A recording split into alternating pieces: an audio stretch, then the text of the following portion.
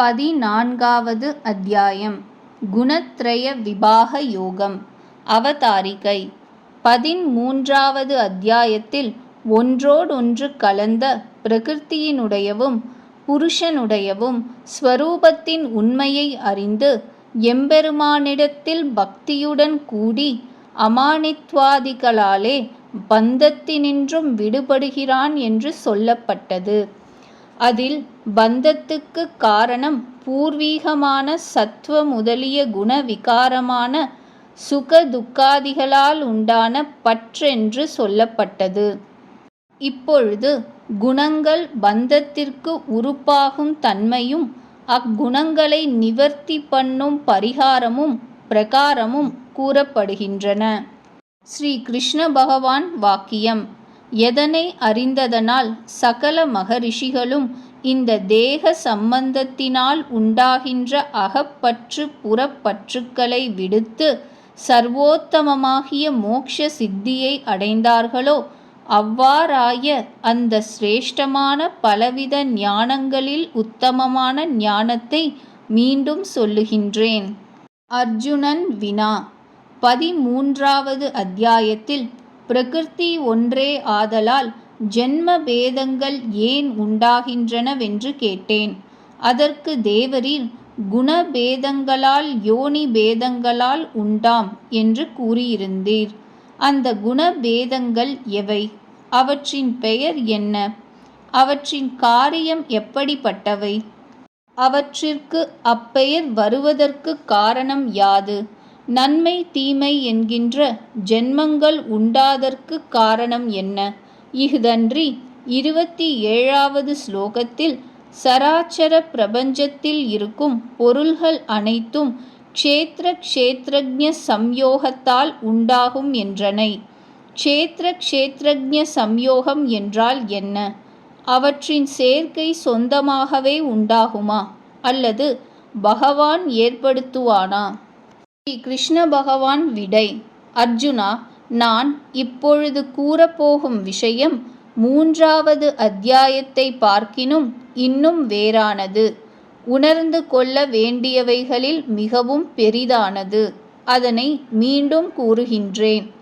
கூறப்படும் விஷயம் லேசானதென்று மகத்தான ரிஷிகள் அதனை அறிந்து ஞானிகளாகி சம்சாரத்தை விட்டு மோட்சத்தை அடைந்திருக்கின்றனர்.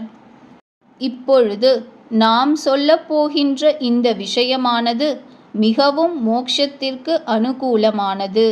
இந்த ஞானத்தை அடைந்து என்னோடு சமமானவர்கள் சிருஷ்டியிலும் சம்ஹாரத்திலும் அகப்பட மாட்டார்கள். சகல ஜகத்திற்கும் பிறப்பிடமாய் மகத் பிரம்மம் என்று சொல்லப்பட்ட எனது பிரகிருதியினிடத்து ஜீவன் என்றும் சேத்தனத் தொகை என்றும் கூறப்பட்ட மேலான பிரகிருதியானது சகல பிராணிகளுக்கும் விரை முதலாய் இருத்தலாலே கர்ப்பத்தை தரிக்கின்றேன் என்றால் போகஸ்தானமான அச்சேதன பிரகிருதியோடு போக்தாக்களின் தொகையான சேத்தன பிரகிருதியை கூட்டுகிறோம் என்றபடி இவ்வாறு என் சங்கல்பத்தாலே ஒன்றோடொன்று சேர்ந்து 2 பிரகிருதிகளினின்றும் பிரம்மன் முதல் புல்லளவாயுள்ள சகல பூத பிரபஞ்சங்களும் உண்டாகின்றன. உட்கருத்து.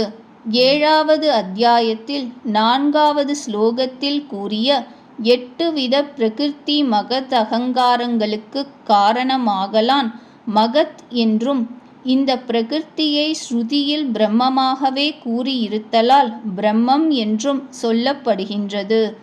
இவ்வாறுள்ள அச்சேதனமான பிரகிருதியில் கர்ப்பத்தை வைக்கிறேன் என்றால் 7வது அத்தியாயம் 5வது ஸ்லோகத்தில் கூறியவாறு சேத்தன சமூகமான ஜீவ கூட்டமான பரப்பிரகிருதி சகல பிராணிகளுக்கும் விதையாயிருத்தலால் இந்த பரப்பிரகிருதி என்கின்ற சேத்தனனை அபரப்பிரகிருதி என்கின்ற அச்சேதன பிரகிருதியோடு கூட்டி வைக்கிறேன் என்பது கருத்தாகும்.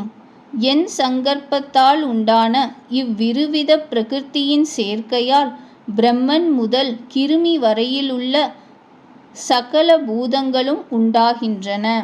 ஸ்ரீ சங்கரர் அபிப்பிராயம்.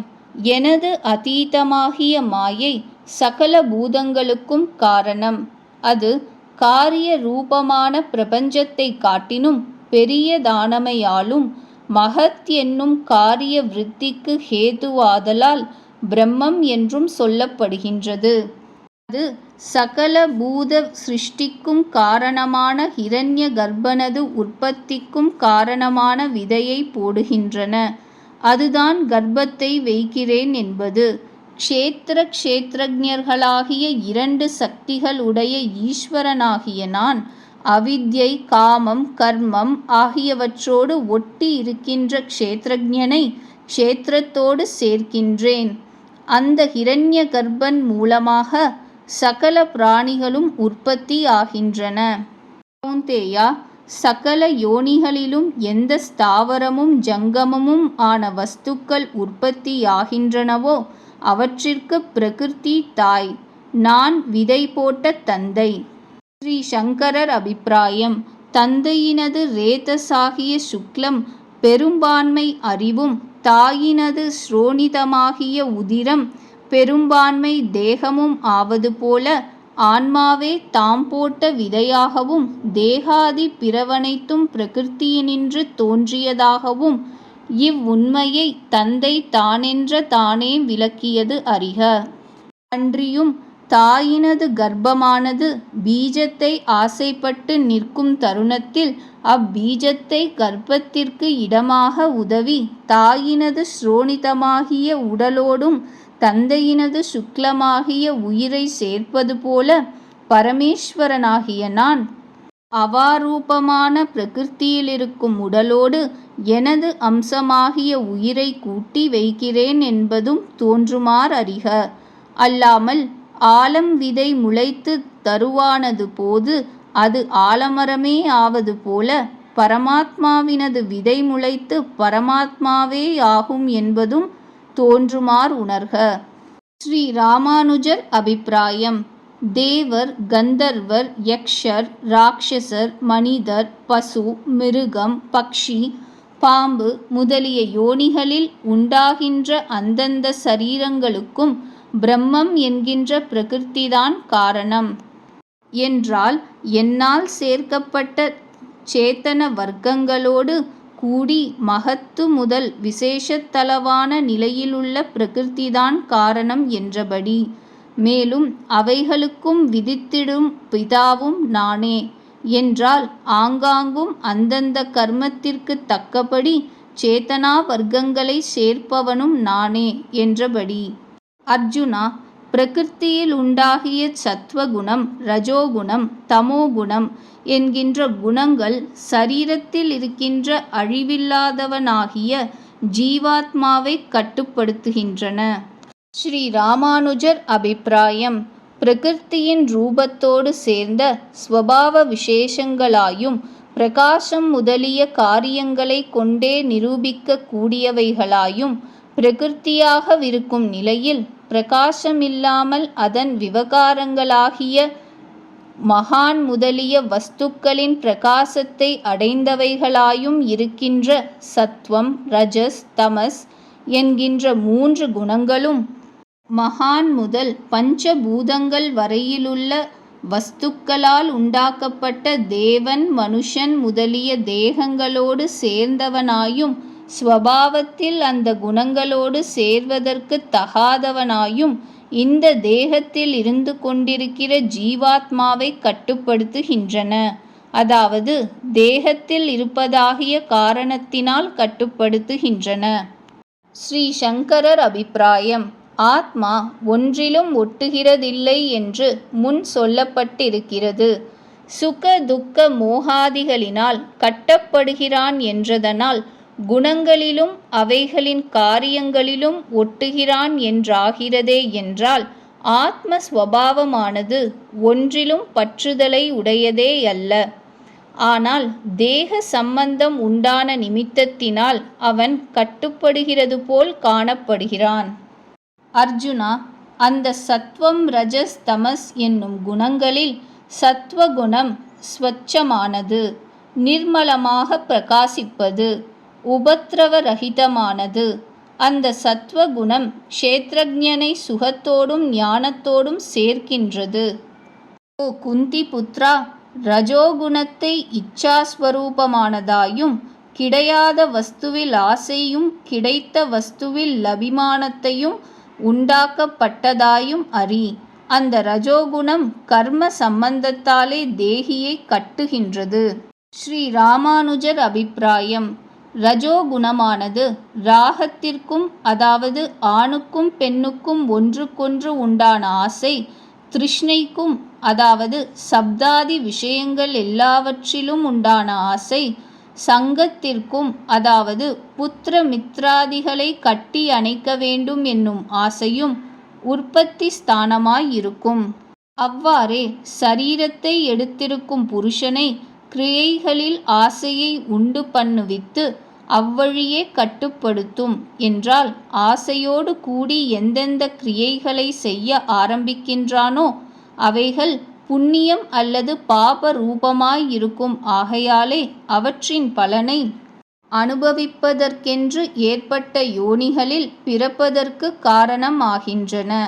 ஆகையால் ரஜோகுணமானது கர்மத்தின் பற்றை உண்டு பண்ணி ஆத்மாவை கட்டுப்படுத்தும் என்றபடி. கருத்து: தலைவி தலைவனுக்குள் பரஸ்பர ஆசை, வஸ்துக்களில் ஆசை, புத்திர மித்ர கலத்ராதிகளில் ஆசை, கர்மம் செய்ய வேண்டும் என்கின்ற ஆசை என்றால், ஆசையினால்தான் ஆத்மா செய்கின்ற புண்ணிய பாப கர்மங்கள் அவைகளின் பலன்களை அனுபவிக்க ஜென்மங்களை உண்டாக்குகின்றன. இந்த ரஜோகுணமானது ராக, திருஷ்ணா, கர்ம, சங்க ஆகிய இந்த 4 வித ஆசைகளுக்கும் ஹேத்துவானதென்று அறியத்தக்கது. தமோ குணமோ ஒருபடியாயிருக்கும் வஸ்துவை அதற்கு விரோதமானதாய் அறிவதென்கின்ற அஞ்ஞானத்தால் உண்டானதாகையால் சகல பிராணிகளுக்கும் வித்தியாசமான ஞானத்தை உண்டு பண்ணும். இது பிரமாதம், ஆலஸ்யம், நித்திரை இவைகளுக்கு காரணமாய்க் கொண்டு சரீரமெடுத்த ஜீவனை கட்டுப்படுத்துகிறது. அதாவது பிரமாதம் என்பது செய்ய வேண்டியதை தவிர மற்றொன்றை செய்வது. ஆலஸ்யம் என்பது கர்மத்தை ஆரம்பம் செய்யாமல் இருத்தல்.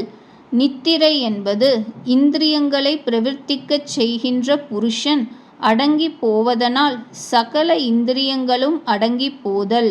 அதில் புறம்பாய் உண்டான இந்திரியங்கள் மாத்திரம் அடங்கினால் அது ஸ்வப்னம்.